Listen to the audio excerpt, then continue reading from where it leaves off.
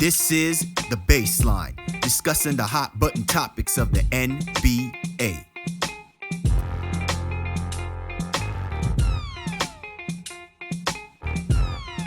Welcome, everybody. You're tuned to The Baseline. Cal Lee, Warren Shaw, discussing the hot button topics of the NBA. We are in full tilt.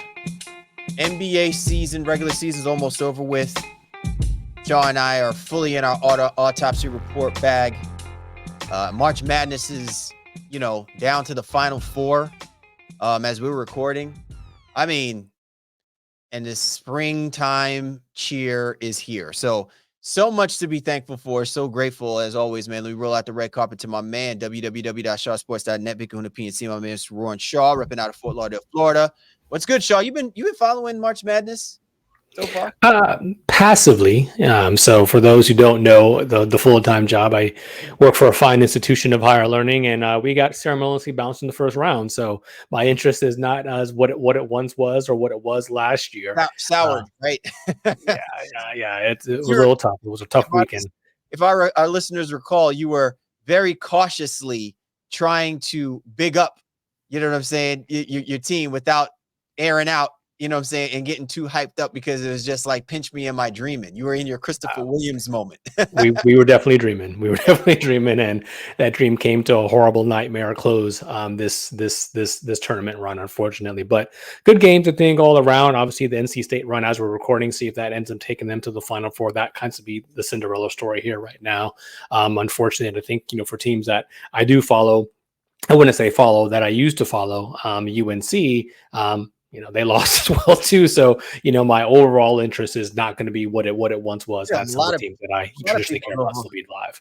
A lot of people's overall interest was dampened, right? Like, however they set up their brackets, wasn't it down to like only 11 perfect brackets before you even got to the Sweet 16? I mean, damn, right? You know what I'm saying? Yeah. I mean, you were better off playing the Powerball or the Mega Millions. You had a better shot of, you know what I'm saying, with the weight and everything. And I think maybe in a way that's great. Right.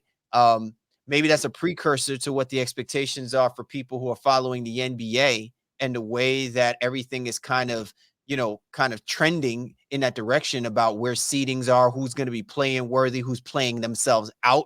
You know what I mean? Like if you put money before the season began on who you said was going to be, your top 10 teams trying to compete before we get down to our final eights. You know what I'm saying? Like, I'm sure you were shook, right? I'm sure you're scratching your head and saying to yourself, really? Are we really in this moment in time? So I think it's great. I think basketball, has had a nice hard reset on the setting of expectations. Because even if you look at it, top teams in college basketball, not all are number one seeded teams. NBA basketball, not all are exactly the same teams that we're talking about. The teams that we know are going to be there are there, but we have questions. And so it's always good to see how parity plays itself out, through the course of a basketball season, not just in the NBA, but also college basketball as well, too. And I think hand in hand, it'll give us a little bit of something to think about, especially as we start getting towards NBA draft time come this summer. I'm kind of wondering how talented is the pool of, players that are going to be coming out for the draft? Are we going to be salivating, or are we just basically going to be ho-humming our way through summer league? Yeah, well, for sure. That's what's going to end up like you want to know, right? Do you have these guys made a name for themselves to improve draft stock or even just get on the proverbial chart and horizon in terms of the scouting and understanding like, hey, we didn't know this player had this level of talent as well, too. And from the other side of things, too, I understand, the women's tournament has been, just as engaging, as exciting as women's basketball in general continues to rise, I think, in the nation's overall eyes and understanding of the prowess of that game, the greatness of that game too. So great time for college basketball on all levels, and hopefully that will translate for the next level in W and in the NBA as well too. Absolutely. And everyone's anticipating that rematch between Iowa and LSU. Yeah. You know what I mean? Like, so, bro. Yeah. So, and then UConn is back on the map. Both men's and women's. It's great time for basketball conversations to be had as they're getting, into their postseason play, So, but in the meantime, we have to take care of the other side of things. Well, everything sounds so heavenly after we just laid this out for the first couple of minutes of this show. We also have to get a little morbid. We got to talk up the dead. And there are two more teams that we're going to put on our slab in our coveted autopsy report. We'll be covering the Memphis Grizzlies and the Toronto Raptors in kind. Clearly, these are two teams over the last few years, Shaw, who we don't normally have to be talking about them because they're so talented and so good that we should be talking about how, whether it's not so much, how far, but, where can the train end for them potentially. But now we might have to revisit this conversation. We may have to revisit what the strategy is moving forward with these teams. Obviously, one organization impacted, by a few moves and a few players, and another one is impacted just simply because, the writing is on the wall, and maybe that window of chance and opportunity for a not dynastic, but being on one of those upper echelon teams like they were, just might not be there, and they may have to come to grips with it. But is there promise on the horizon? So two very interesting teams, very different in our form of conversation to autopsy them. And I'm looking forward for us to get into those discussions. As always, be sure to get on my man Shaw, Shaw Sports NBA, get at me at Game Face, lead the show's Twitter handle at NBA Baseline. You can always catch us on all of the major streaming platforms. And you can also catch us at www.baselinenba.com in order to check out our show. Also, if you see us on YouTube, you see the nice blue and white logo. We say hello to all of y'all. We are part of the 19 Media Group family. We run in these content streets, so be sure to check out www.19mediagroup.com. Check out not just us, but also the family of great content creators that are covering everything from music, sports, entertainment, culture, you name it, we got it. So go to 19mediagroup.com. All right, Shaw. So let's get right into our autopsy report. We're going to talk about, first, we're going to put on a slab. We're going to put the Memphis Grizzlies. And listen, by all accounts, we knew that the suspension of Ja Morant was going to impact this basketball team. I think that, spoke in and of itself. I think what I wanted to see resonate, and I think we talked about this earlier this year as we were previewing this team, is what would the mettle of this team really be, knowing that Ja Morant isn't going to be there. Now, we've seen iterations of what that's looked like when Ja Morant has been injured, because he's had a very injured past, right? And we've seen how successful the basketball team can collectively come together and compete. And if the team is, over the last few years have been above 500 basketball team, they've managed to maintain that. There had not been, leading up to this year, much of a separation between the team having and not having Ja Morant, because I felt like they were all collectively in sync. You lose Dillon Brooks. Obviously, that is impacted the component of this team.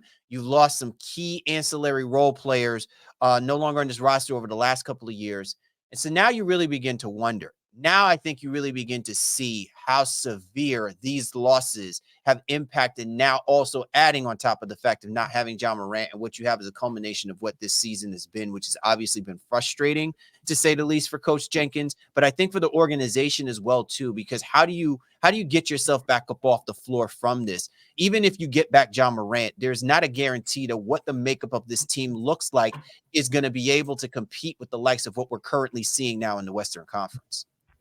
So well said. See, the Grizzlies are in a state of transition, not only from the aspect of reintegrating Ja Morant next season, hopefully fully healthy, but just the overall culture of the roster and the team and the mindset of who they were 2 years ago, 3 years ago. Hey, this is going to be a perennial team beating down the door of the Western Conference Finals, potentially, making an NBA Finals. Like, the sky was truly the limit, and now they've just been derailed so differently from that overall projection. Now it's like, well, we need to keep bodies on the floor first and foremost, and then how do those bodies ultimately translate? What's been interesting for me to watch is, I think Jenkins has done an acceptable job given the hand he's been dealt this year. And I understand people like, well, they're 24-50, I think, as we're recording right now here, whatever, but they still have a decent defense. I think 11th in defensive rating. But what's confusing to me is, not only I understand why their offense is bad, no Ja Morant, no Desmond Bane a good majority of the season as well too, Jaren Jackson in, out of lineup, et cetera, but their reliance on shooting the three ball without having shooters in this climate is perplexing to me. So when you don't have offensive players, why are you chucking from three? Why are they one of the lowest rated 2-point shooting teams in the NBA? So I think they're like fifth, I think, in 3-point attempts overall, but they're 30th in makes. And you look at the roster, who's shooting all these threes? Who is it? So to me, that's where Jenkins needs to focus on, like, all right, how do we get the offense back on some semblance of a track? And sure, maybe Desmond Bane and Ja Morant are just high-level guys, and that'll automatically come by virtue of that. But those are things I think culturally they'll need to figure out. Then moving off of Steven Adams in the middle of the season, obviously a fiscal move more than anything else. But I don't know if that signifies now that the 5-man is going to be manned by Jaren Jackson full-time as well, too. So I say all that to say they will they'll end up with a top 10 draft pick here unless they move it for some reason, or the case may be. What do they do with it? Because on one hand, you could think, hey, are we closer to the team that everyone was expecting us to be 2 years ago, or are we more the team that we are right now by virtue of, hey, we're going to be probably on the fringe of the play-in next year? And I don't know the answer to that. That's a really interesting question. And I don't know, just bringing Morant and Bane automatically thrust them back into the top 4 of the Western Conference. I think they need to take a harder look at that than they may even realize. All right. So there's so many things to tap into what you just said, and you laid out so many great points. I want to tap into the first thing about, as more of addressing what you were saying as it pertains to what this team could potentially look like and what it is.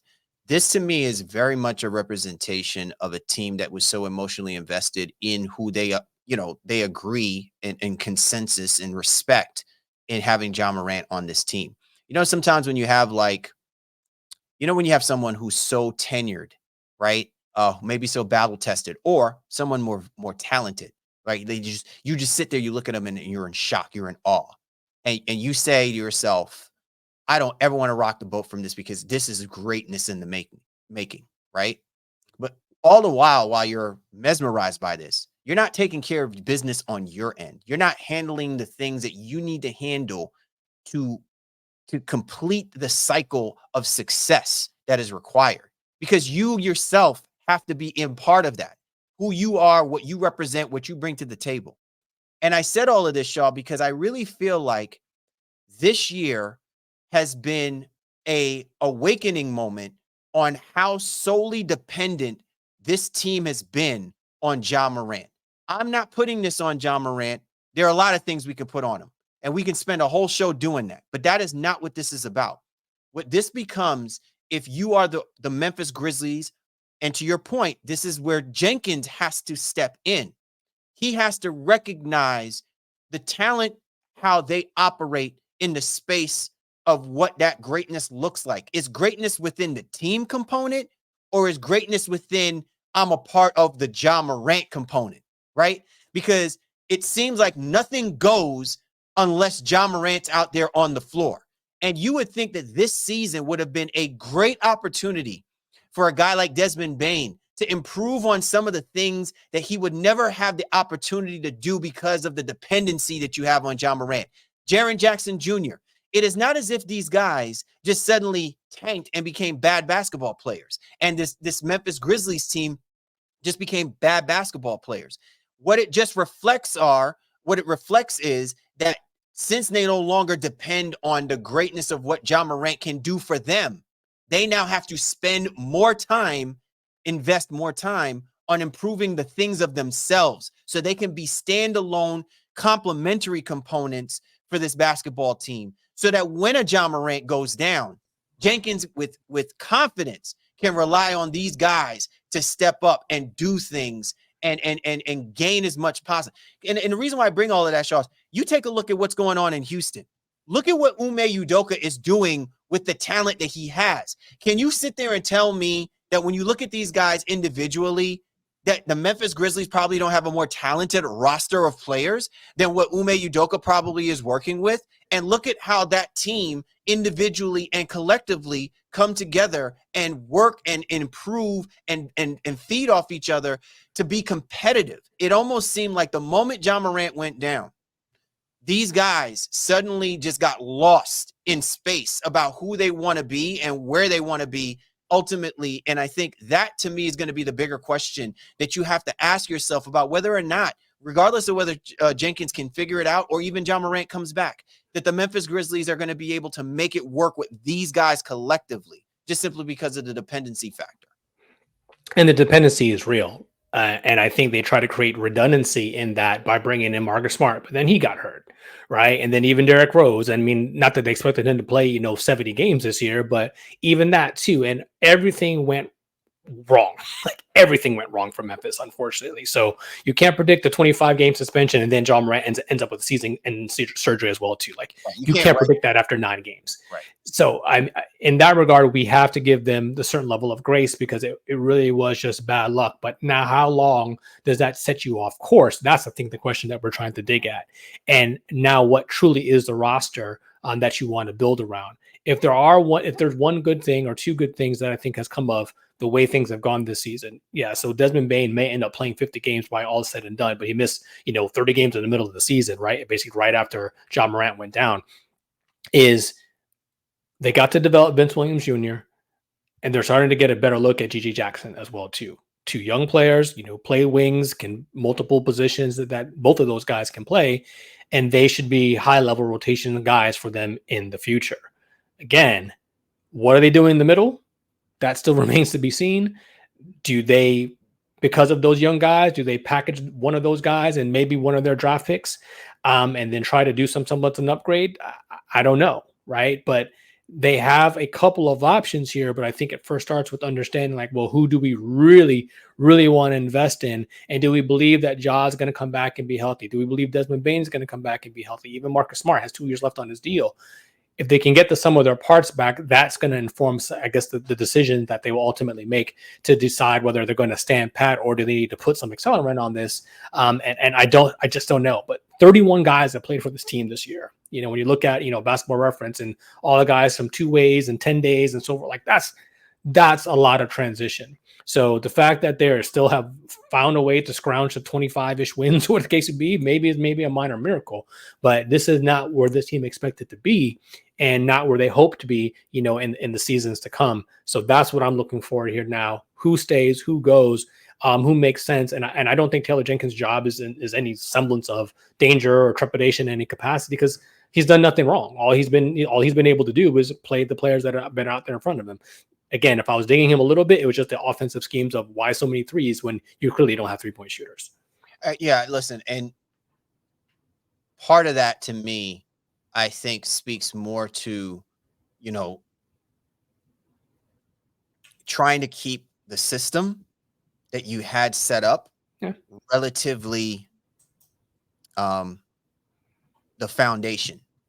It would be different, Shaw, if you had a bunch of veteran-laden players on the roster, and then you can make those type of adjustments. And we've seen where coaches can do that, like Steve Kerr, Eric Spoelstra, Doc Rivers, right? So even if you don't have your coveted star veteran players, however many years that would be deemed as considered veteran players, depending on how youthful your roster is, you don't want to deviate too much because you clearly want your role players, and you want the guys who you need to step in and step up. You want them to feel comfortable to be able to contribute or give them as much opportunity to feel comfortable and contribute. I find the thing to me, I think that I find more curious, Shaw, and I don't know if this is more on Kleiman as much as this is on Jenkins. I'm just aghast at when I see some of the players that are playing in, the G League that have been coming up through the farm systems, and the Grizzlies have had access, and I'm speaking specifically to the front court position players. They've given up Roddy. They no longer have Slow-Mo. They gave up Tillman. And yet there's still a good number of, I want to say at least quality front court players that they could probably go out there and just see what shakes loose. See if whether or not they can play with, Jaren Jackson Jr. Or unless, to your point, they have solely given up on that idea and just say, listen, we're just going to need you to be the 5. We're going to need you to play in an AD-like type of style as much as you don't love it, but this is what's going to be required. So guys when they had access to Kenneth Lofton Jr., Wenyen Gabriel. I've seen some of these guys play in the farm systems and have been putting up some pretty monstrous numbers. I don't see why not you don't roll the dice and throw these guys out there, to at least give you some semblance of what you might be wanting or needing eventually that is going to equate to that type of transitioning that you're talking about, Shaw, where there's so much dependency on shooting the three when you don't have guys that actually shoot the three.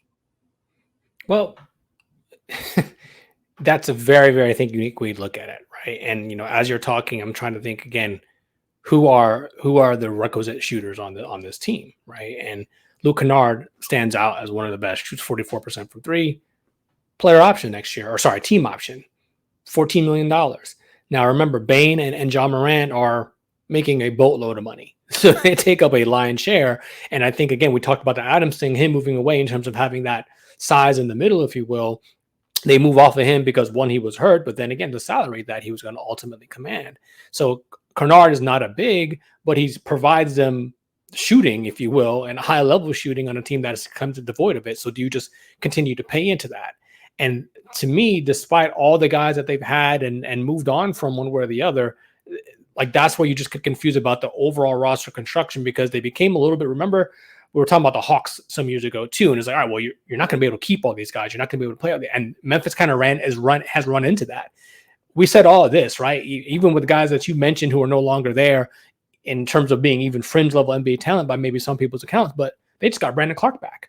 He hasn't played in like 18 months. And so where does he fit in the grand scheme of this year now too, as a 4-ish, I guess, maybe wing 3 if you wanted to stretch some things out, or is he more of a small ball 5? A lot of decisions and a lot of guys who kind of do the same things except shoot and except rebound at a high level. And that to me is where there's a lot to unpack in terms of, again, do you package some of these guys, or do you give it another look and wait to see, because you just haven't had your full band together because of all the injuries that you sustained, even over the last 2 years. Bane missed a good chunk of time last year as well too, in addition to what Ja had going on outside of the basketball court. That's where this franchise, unfortunately, has kind of run afoul. Just so many things have distracted them and taken them away from the actual business of playing basketball. And that makes it very hard for a general manager, and even more so a coach, to kind of understand what team you actually are. All right, Shaw. Speak to me on who do you think has had a more mercurial season?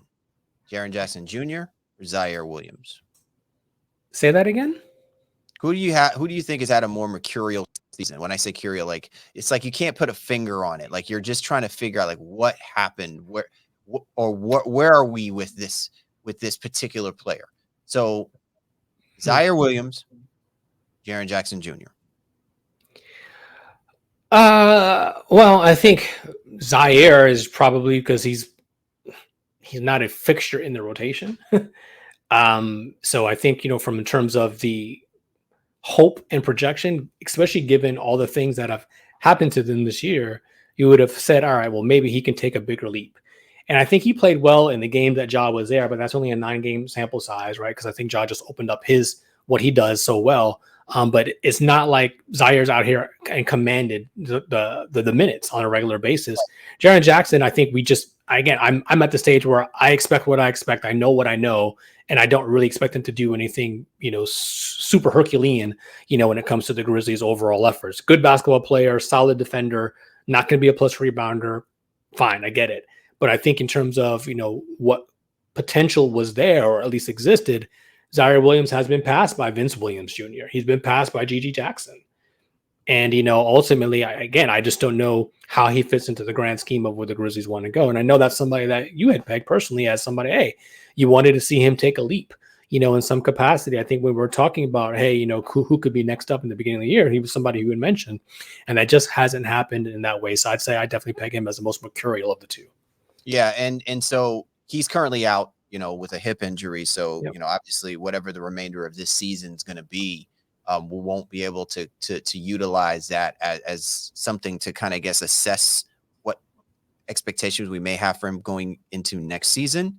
But I will say that, to your point, there's been so many other players who have leapfrogged him while he was healthy, and I think has earned more minutes and more confidence in Jenkins to utilize than Zaire Williams, which again befuddles me.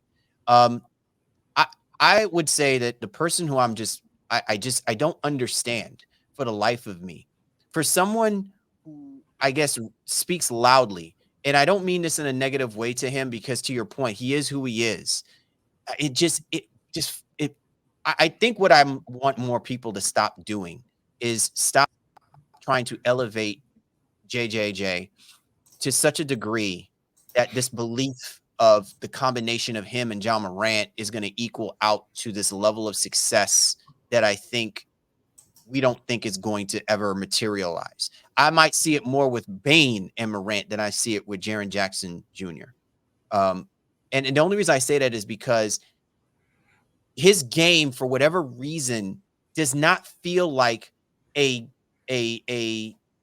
game changer type, playing style of his, right? Like, he's not doing anything in a way that is like completely turning the corner of conversation, even when Ja Morant goes down. And he's had so many chances to do this. So it's to me, I just don't think that it's like built in him, right? Some people go out, get those numbers, really look good. And during wins, we resonate the player, we elevate him, and we say, oh, watch out for this guy, defensive player of the year. Watch out for this guy. He's putting up some MVP numbers during the stretch of games or whatever the case may be. And that's when you know that you have Memphis Grizzlies at the highest level and they have some impressive wins. But outside of that, we just don't see that from Jaren Jackson Jr., where even as a team struggles, right, he's not doing anything resoundingly or overwhelming that is making us say, oh, when Ja Morant comes back, watch out for these two again. It's almost like we hope that Ja Morant comes back so that we can elevate Jaren Jackson Jr. the way that we want to elevate him, or we have to elevate him, just simply because it doesn't feel like whatever he's doing is turning heads on the way that we want to buy into the Memphis Grizzlies. I mean, I'm sure there's a lot of people in Memphis who feel frustrated by they're not able to extrapolate this massive mega talent out of him. But that's what I said when you asked. I'm kind of settled in understanding, hey, he's going to be able to give you 20 a game, especially when guys are out of the lineup, and he's the feature person in the offense. But his rebounding is down to, I think, lowest than it's ever been in the last even 3 or 4 years, with with really all the opportunity to kind of do that. So he's just not going to be a rebounder, and that's fine. But he is a better than average defender. I mean, obviously he was Defensive Player of the Year a year ago, and has that ability to impact the game, on that side of the basketball, and can stretch the floor. So he's a good high level, even say, if you want to be overly complimentary in terms of role player, but not an elite level guy, and maybe not even an all-star level guy. But do you think that is okay?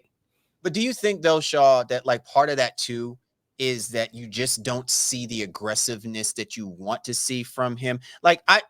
In other words, we've seen certain players have that within them, even from their rookie season. Look at Victor Wembanyama, right? Sure. We see that. Chet Holmgren, we see that.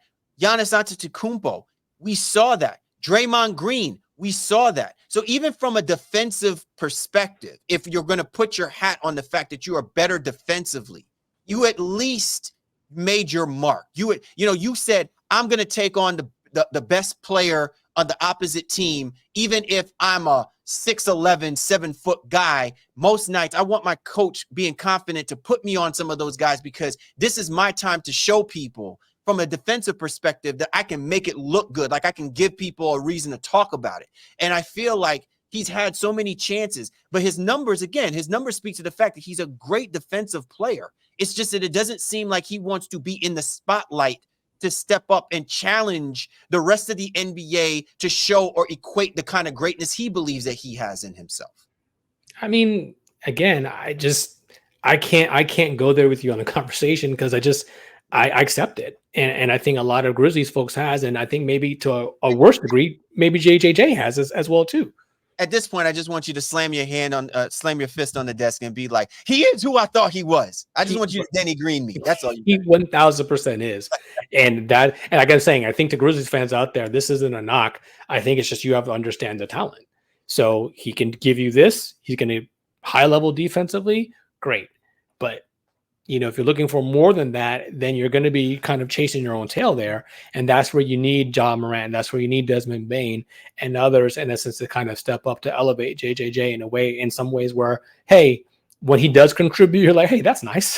That was dope. But when you have him having to be the feature guy, that becomes problematic, and that's just not his personality. All right. So in other words, JJJ needs a little more simmer in his sauce. I mean, it's just not there, fam. It's just not there. It's not who he is. All right, you're tuned to the Baseline. Callie Warren Shaw discussing the hot button topics of the NBA. Coming up, we're going to focus our attention on the Toronto Raptors. A very wonky season for a team that, you might say, all right, it's a rebuilding stage for them. But is it really? I mean, given the talent that they do have and what they could potentially do in the Eastern Conference, there's probably a window of opportunity. But, will the organization and will the team be able to kind of pick themselves up off the ground from this past season and hit a quick reset button? Or is this one going to be one for the long haul? You don't want to miss out. But first, did you know that there's a whole collection of black-led products that fit into your daily routine and lifestyle that you can get at Walmart? And it's so important that we show Black founders some love, not just during Black History Month, but all year long, because every time we buy Black-led brand, we're making room or creating demand for another Black-led brand. Black founders and the products they bring to the table are creating a whole new world of choices at Walmart. Some of the products I want to check out are Natural Vert Granola, Zac and Zoe Honey, Scotch Porter Beard Balm, and Partake Cookies. Go to walmart.com/Black and Unlimited to discover all of the amazing Black-owned products that you can add to your daily routine. More Callie Warren Shaw, Baseline. Don't go away.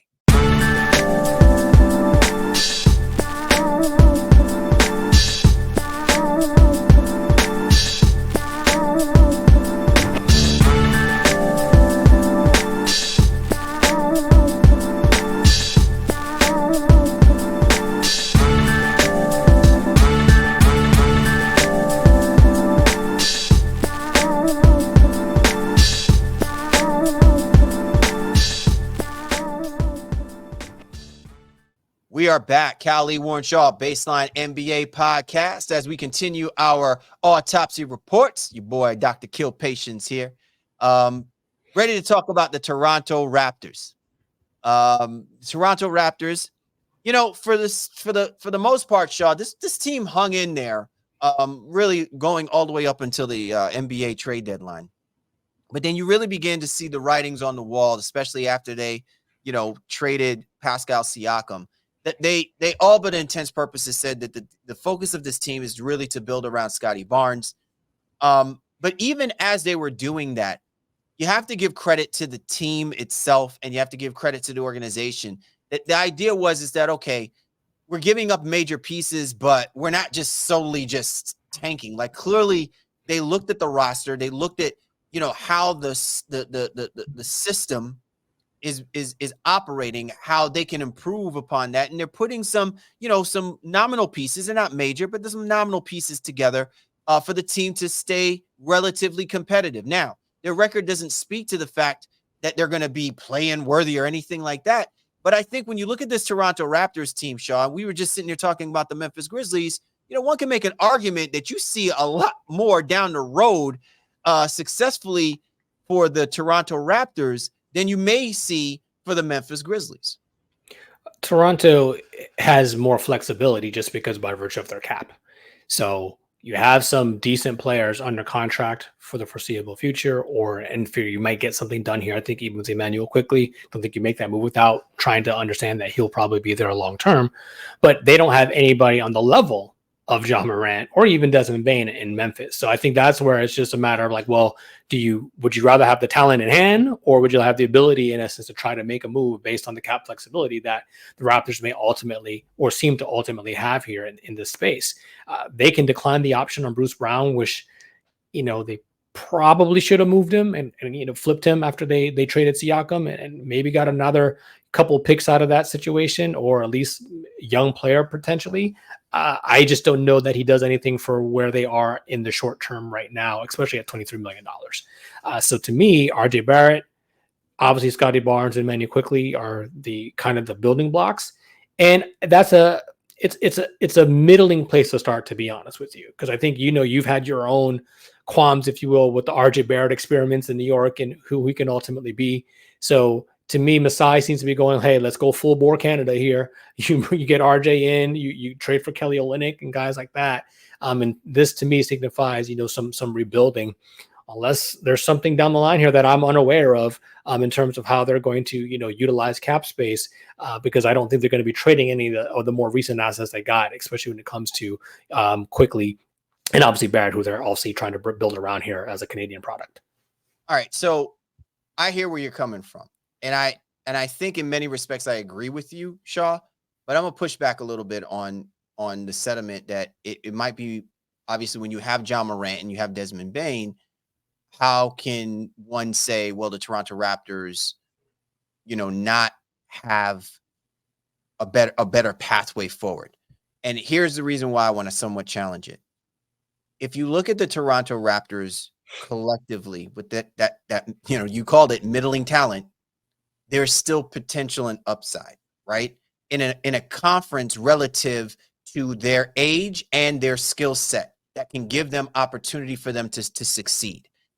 Indifferent to, say, Ja Morant, we already understand what the final product is with regards to Ja Morant. It's just a question of how great can he be.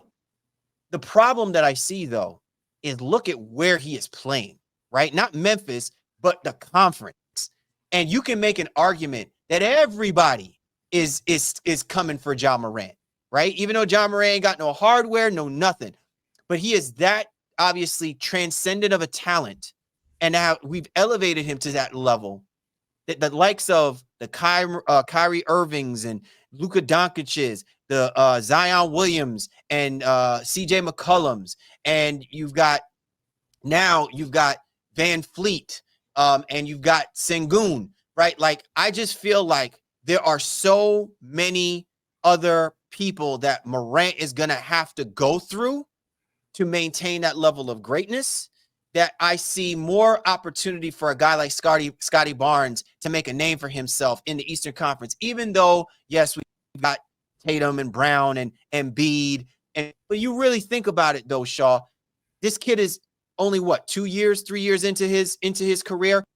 RJ Barrett has had a raw deal, and though he still has to deal with the likes of Jalen Brunson, I think that this is a good thing. I think that this will challenge RJ Barrett, for him to say, I'm going to make the New York Knicks, regret the day that this didn't happen. Like, I see more upside for them to be more challenging for the next few years, especially in a conference that people still don't see as the best conference out of the NBA, where they can challenge and allow the organization and Rajakovic to really kind of hone in and make this team be offensively potent. I just see more from what I could potentially see with the Toronto Raptors. But a lot of it, again, is predicated on, one, them stepping up and being those type of players, and two, those guys that are going to be coming in with the cap that they have access to in order to elevate themselves. Like, are they going to be talented guys, and will they be able to work within that space of talent?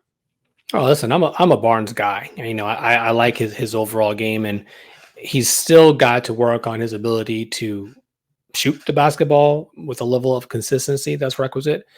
To your point, to some degree, I think RJ is free of the pressure of New York and has played well. Well, obviously he's not going to play for, I think, the remainder of this season, dealing with some family issues, some personal things going on there too. But in the time there, shot 41% from three, as a Toronto Raptor. So those things are positive, and I think quickly also free, like, hey, I'm the starter, I can be the guy. Those are three very good basketball players. I still think they're some years away from true level of realizing that talent and being able to be anything more than, of a nuisance, I think, in the Eastern Conference.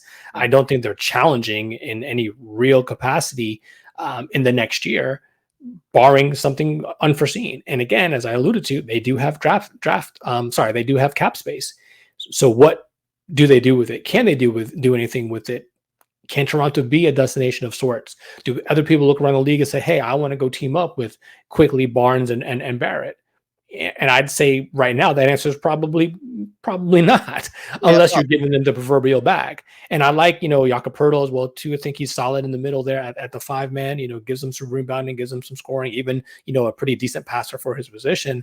So they have some bones there of a solid building basketball team, but they're bottom third in everything, again, offense and defense, everything that matters. One of the worst 3-point shooting teams. Like, just all those things are wrong. And I think we understand Masai knew that they needed to make changes.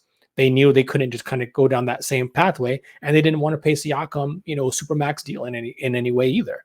So do they continue with that mindset, right? And do they say, you know what, Gary Trent, thank you for your services, but we're not going to get into Gary Trent for $20 to $25 million a year. And I think that would be a mistake. I like Gary Trent, but I mean, I think for what he brings, you could probably pay that maybe 12 to 14 as opposed to 20 to 25, which is ultimately what he may want. I could be wrong. Maybe they settle, right? The rest of the roster, I mean, Grady Dick, sure. I mean, you're still trying to figure it out. But to me, that's just like you have those three guys. Olynyk is solid. Pirtle is solid. Everything else around it, you are just high level question marks.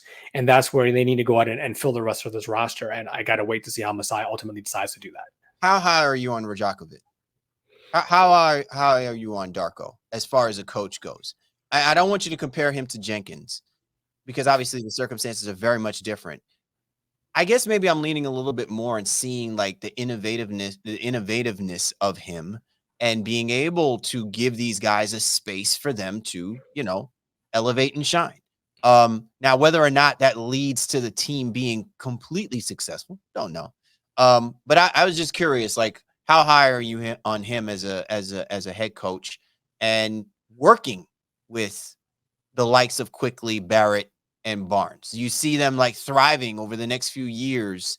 Obviously wins needs to mean something, but still seeing these guys elevate themselves through his system, and the likelihood that, they can eventually become a successful basketball team. So I'm going to tell myself, right, in terms of, I haven't watched a whole lot of their offensive and defensive schemes this year, right, to really dig into Rakovic as a coach or as this master game manager, if you will. But what I do know, or what I do perceive, is that he seems to have the locker room. He seems to be very much a player's coach and want to fight for his guys, i.e. some of his fiery post-game pressers and things like that. Players notice that. Players on his team notice that. Players for other teams notice that too. So when it does come down to like, hey, well, maybe I don't have a lot of options. Well, Toronto still has some money. What do I want to do? They can go and say, hey, well, that's a guy who I know is going to look out for me in the media and those types of things. And that holds weight in terms of the locker room as well too.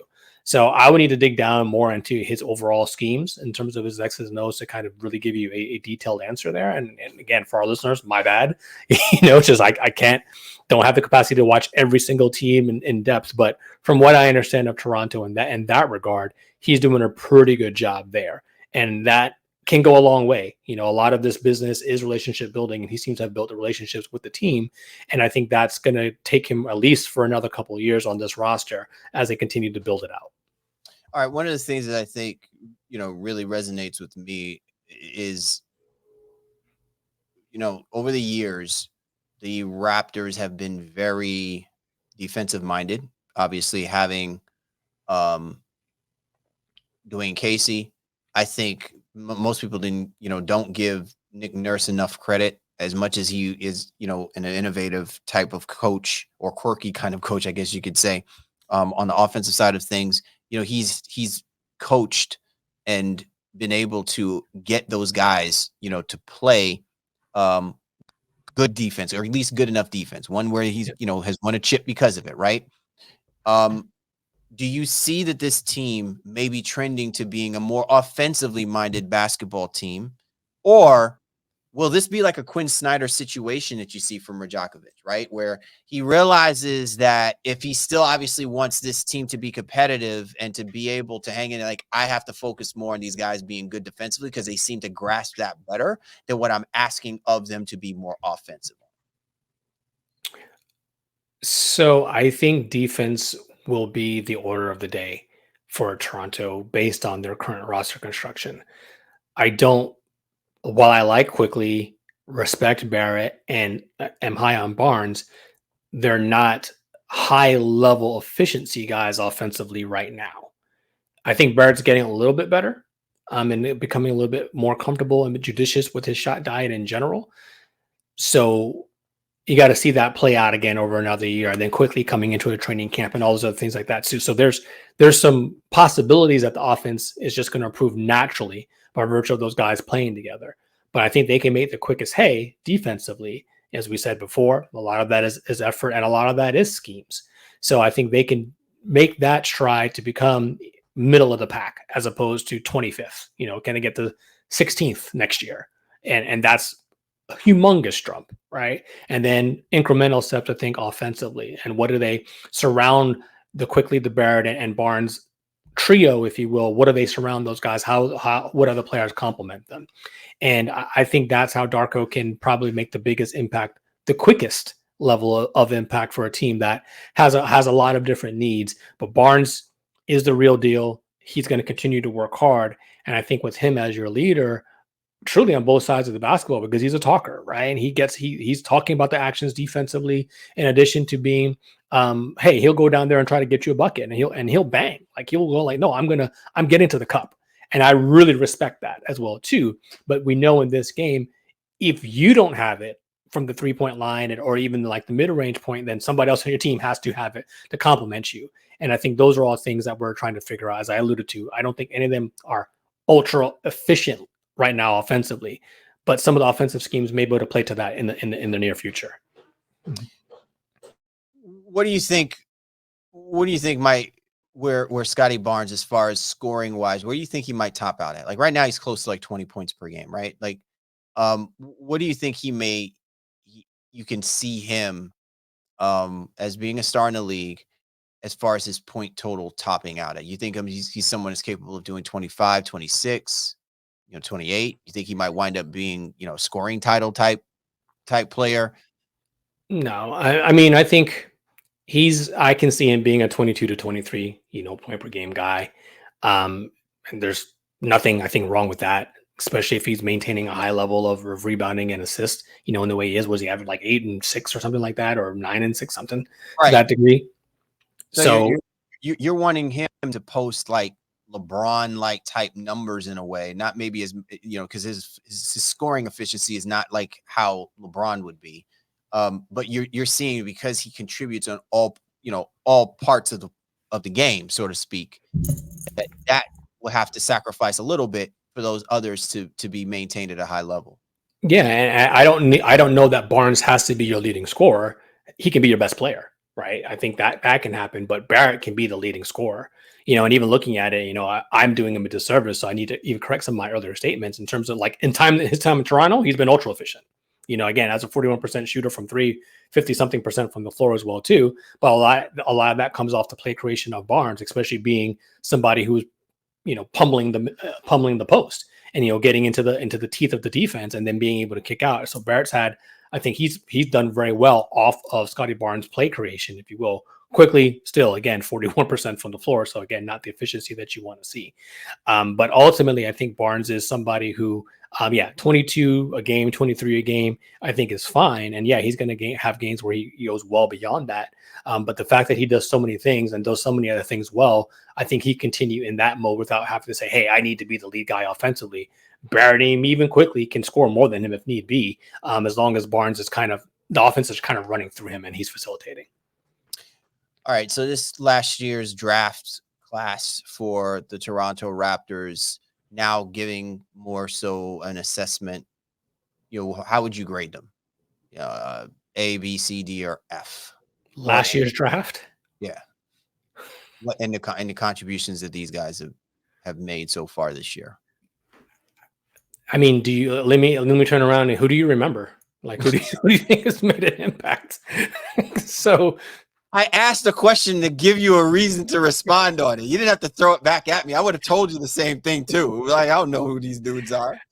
So, I mean, it's just, I think maybe they've been in a precarious situation. So they obviously have not hit a home run when it comes to draft prospects, and you wouldn't want to you wouldn't want the claim to fame to be somebody's last name because of, the jokes that can be, made from that, if you will. I like, ironically, even outside of that, I like that they took a flyer on McDaniels, who, to me, I'm not quite sure why he hasn't been able, and I don't know if it's health or whatever, but he hasn't really been able to make a name for himself here in Toronto after getting traded from Charlotte to Philadelphia last year and then signing with Toronto this year. All the figure like the pathway would have been there for playing time. I know, especially after Siakam left. And that just hasn't really happened. So they have a couple of guys who they may try to look at. I think I like Jordan Nwora. as a shooter and a guy who can contribute, but listen, I don't think you need to be giving him 30 minutes a night either at the same time. So they have some young talent that they're still trying to figure out and establish, what it is. But I think they need to make better decisions when it comes to the draft going into this year, and or trade out of the draft to see if they can get some other talent that can help them in the immediate future. But they reassembled this roster to kind of be in a timeline, right? Quickly is the oldest of the trio that I keep mentioning. He's 24, I think, right? And then you have 22 and 23 in Barnes and Barrett. So now you're like, all right, this is who we are for right now. What are the other pieces again that makes sense for us? And I would be surprised if they pick up Bruce Brown's option and don't try to, or if they pick it up, don't try to flip him, as a 1-year rental to somebody else, because I just don't see where he fits in. Pirtle, they re-signed. So, I mean, again, he's fine in the middle. But overall, I wouldn't say there's a whole lot of other talent, young talent, other than the three that we've already mentioned and continue to talk about. Yeah, I think this is probably the first time that we could actually, put a blemish mark on Masai's, talent assessment. And it's not to say that, the last year's draft was slim pickings or anything like that. It's just for what he was looking to get and acquire with the roster and the decisions that eventually are going to would have to have been made. Whether or not you were probably going to wait this out as long as they did and then decide to start moving bodies with OG and with Pascal, you still would have thought that the people that you're putting up on your roster are once you're moving people, you're creating space and opportunity for these other people to step in and really kind of, give themselves an opportunity to elevate their space. Right. And we just kind of haven't seen that. So I agree with you. And I think this is the first time that we actually have to say, damn, Masai, don't know whether or not you got this one right. So hopefully this coming off season, in this coming draft, he makes more calculated moves that better suit the intent for what you do want to see, hopefully, for the Toronto Raptors. Because I will say this, Shaw, I give Toronto credit, and Masai is the reason for this. He has given numerous players opportunities for them to elevate and shine on that roster. Even guys like Gary Trent Jr., who's been moved around so many different times, really kind of gave people something to work with and gave people a reason to feel, okay about losing Norman Powell, right? When he got moved. So that's what I'm saying. Like, guys have opportunity out there in Toronto. And if you're a guy out drafted, you clearly have not done enough to not give yourself a chance to be out there and do things next to the likes of a Barnes, next to the likes of a Quickly and things of that nature. Like, that just to me is kind of a mark against, the organization's assessment in this last year's draft. Well, I mean, listen, I know we're short on time, but just running through the list, Grady Dick, obviously, Christian Colloquial. Not sure where that young man is currently, in his NBA journey. Obviously, Scottie Barnes, he hit a home run there. Banton, who was moved on. Boston had him. Now Banton is doing okay, I think, in Portland on a team who we have yet to autopsy as well, too. David Johnson. Malachi Flynn traded to the Knicks, then traded to the Pistons, I believe, was where Malachi Flynn is now. Jalen Harris, like, what are we talking about? So while they haven't had amazing, I guess, as you like to say, bites at the apple in terms of even the draft positioning, outside of Barnes, it's been rough. it's been rough. So good. I'm glad you kind of laid it all out. Maybe I should have had you said, so Shaw, how rough is that? How rough has been the draft picks over the last few years of Toronto Raptors? Sandpaper, baby, sandpaper.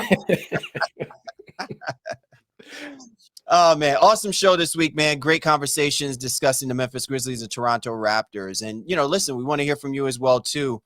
Aside from burying these teams the way that we have, we're not saying that there's, all is lost, but we are saying that something's probably going to have to change over the next year or two, for us to be able to get a clear picture on what this is going to look like. And to Shaw's point, listen, when you have Ja Morant on your roster, you're always going to feel hopeful that things can turn itself around.